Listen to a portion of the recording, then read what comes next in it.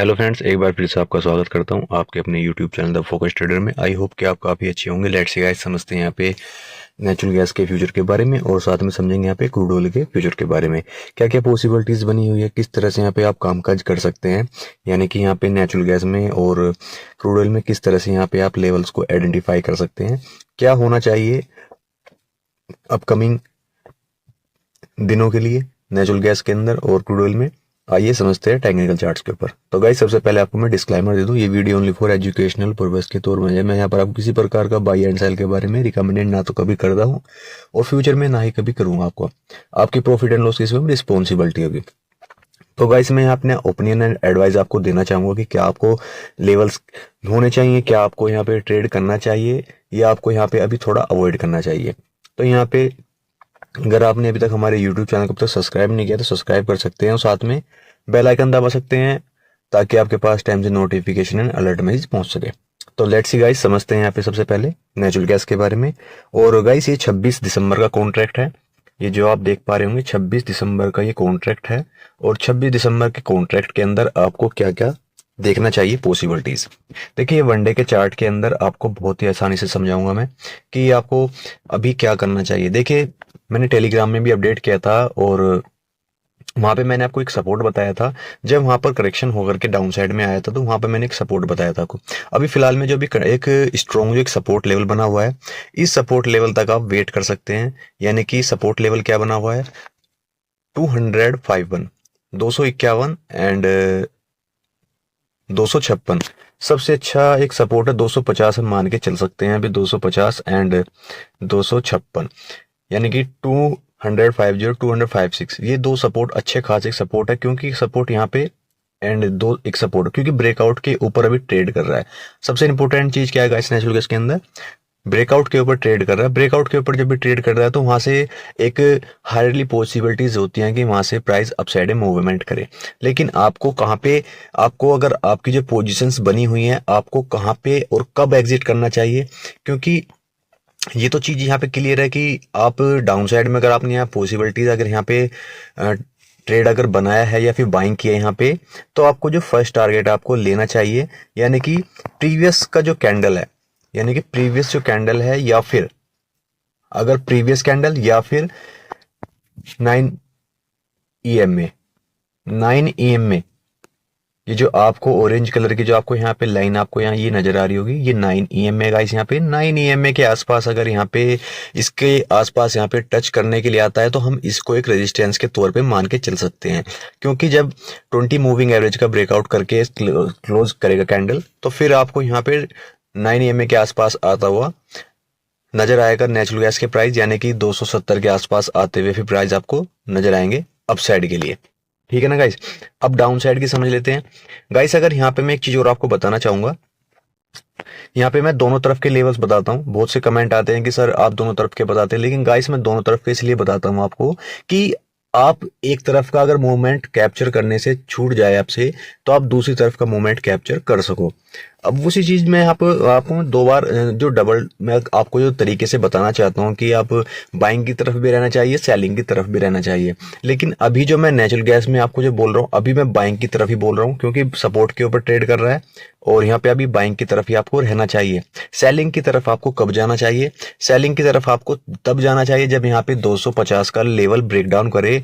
फिर आपको जो टारगेट मिलेंगे डाउन साइड के लिए, फर्स्ट टारगेट आपके लिए क्या होगा 244 रुपए का, यानी कि 244 का आपका फर्स्ट टारगेट होगा, जो कि 6 पॉइंटों का आपको गेन मिल सकता है डाउन साइड के लिए। लेकिन उसके बाद में आपको एक चीज मैं आपको बताऊंगा कि क्या होगा। देखिए ये लेवल जो 250 का जो लेवल है ना, अगर ये ब्रेकडाउन कर जाएगा तो फिर ये मत समझना कि यहां से फिर ये ऊपर निकल जाएगा। फिर ऊपर नहीं निकलेगा, 244 के आसपास आएगा, 244 को टच करेगा, फिर ऊपर थोड़ा बहुत 250 251 52 तक जाएगा, फिर नीचे लेकर के आ जाएगा। तो फिर क्या होगा प्राइस के अंदर है ना, कंटिन्यू किस तरह से मूवमेंट होंगे, फिर इस तरह से मूवमेंट होंगे, इस तरह से मूवमेंट होते हुए आएंगे। आप समझोगे कि यहाँ पे है ना फिर ट्रेड क्या होगा, फिर यहाँ पे है ना आपको बस लोअर लो बनता हुआ आपको नजर आएगा।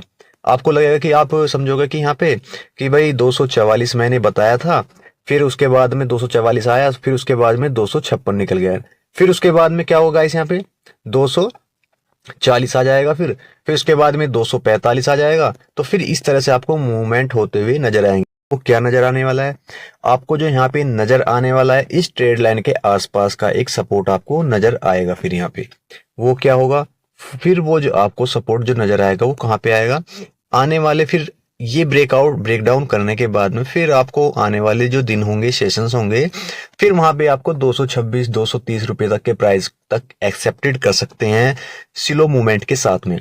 ठीक है ना, तो यहाँ पे इस तरह से प्लान कर सकते हैं। और यहाँ पे अगर आप अपसाइड में अगर बैठे हैं तो अपसाइड में यहाँ पे आपको यानी कि 270 का फर्स्ट टारगेट लेके चल सकते हैं अगर आपने बाइंग किया हुआ है। और 270 के आसपास यहाँ पे ट्रेड को क्लोज करने के बारे में थोड़ा यहाँ पे सोचिएगा। आपको जो नेक्स्ट जो बाइंग आपको दिखाई देगी, फिर आपको जो नेक्स्ट बाइंग दिखाई देगी वो कहाँ पे दिखाई देगी, नेक्स्ट बाइंग जो आपको नजर आएगी ऊपर साइड में, आपको फिर यहाँ पे जब तक ये लेवल ना निकाल दे 274 एंड 275 का, उसके आसपास जब तक ना पहुंच जाए, क्लोजिंग ना दिखा दे, तब तक आपको अपसाइड का प्लान फिर नहीं करना चाहिए। ठीक है ना, उसके बाद ही आपको प्लान करना है जब ये 274 275 के ऊपर निकले। ठीक है ना, अगर आपने बाइंग किया है तो आप ज्यादा पॉइंटों के लिए ना जाए, यहाँ पे भी फिलहाल में अभी 270 के पॉइंटों के लिए आप जा सकते हैं। अब समझते हैं यहाँ पे गाइस फटाफट से क्रूड ऑयल के बारे में कि क्रूड ऑयल में आपको क्या करना चाहिए।